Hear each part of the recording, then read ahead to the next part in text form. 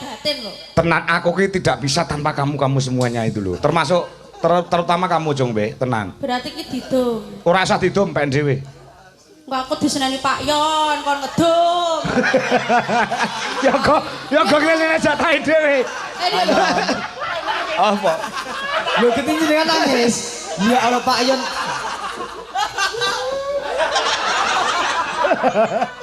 Wes ben, lek Pak Yon nangis nganti sat luwe gen. Tenan. Model grup ini, lho kene genti nangis. Nangis nang sapa? Heeh.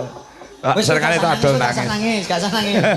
Gak usah. Dia dahar sih. Heeh, tenan. Siapa sih paling sinten? Kon kene yo Jong Be kuwi lho. Kon ngelola kono. Kok kas nek ngono. Ora.